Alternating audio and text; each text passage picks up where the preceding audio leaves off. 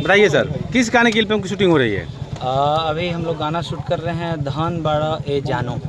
धान बाड़ा हमारा पहला पसंद पड़ा, ये दुमडुमा मंदिर पर हमने कर निशा और बहुत लोगन के प्यार बा और जी आवे के पीछे हमने के कारण बा। एगो तो अपन जिला, दूसर में युवराज सुधीर भैया से कभी बात भई रही भैया शूटिंग करे के कभी विचार करता, तो भैया बोले थे कि जब मन करे तब आई और गांव के लोग सपोर्ट करी और हमारे तरफ से आपके हर तरह का सहयोग रही। तो हमने क्या आगे नहीं ना जानते हैं कैसा सहयोग मिली लोग से, लेकिन निश्चित तौर पे बहुत प्रेम मिलल और भाई लोग जी आशापूर्ण नज़र से देखा था और सपोर्ट करता। निश्चित तौर पे गाना रील्स पर ट्रेंडिंग में जाता था और यूट्यूब पे भी बहुत ज़्यादा एक व्यूज है। ऐसे ही जो गाना चला था अरे तोहरे ललाइल बनी कजरा तो जुड़ा में लगावे खाती गजरा।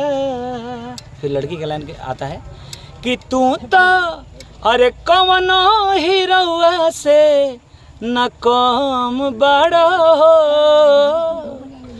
कि धन बड़ो ए जानू धन बड़ो हमार पहिला पसंद।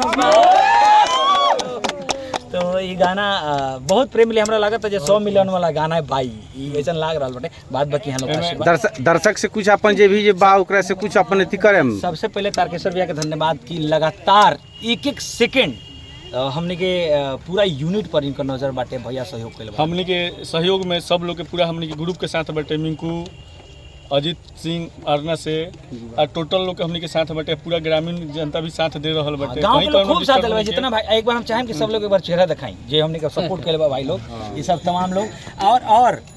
और जरा हेने जब कैमरा करम नु हेने काम तो देखिए है पीछे हमार खड़ा भाई जेकर गाना लिखल हटे गाना। एक बार राहुल के लिए तालियां बजाइए आप लोग। राहुल जी का गाना सबसे पहले तो ये गाना एगो मर्द मेहरारू के प्यार पर बटे, गर्लफ्रेंड बॉयफ्रेंड के भी प्यार पर। हाँ, गर्लफ्रेंड बॉयफ्रेंड के प्यार पर भी बा, लेकिन अश्लील मुक्त गाना बटे। आज जानते बानी कि सब ही नचावत राम गोसाई युवराज सुधीर भैया के हमने के बहुत ज्यादा सहयोग बटे एंड उनका टीम के। चलिए बहुत बहुत धन्यवाद।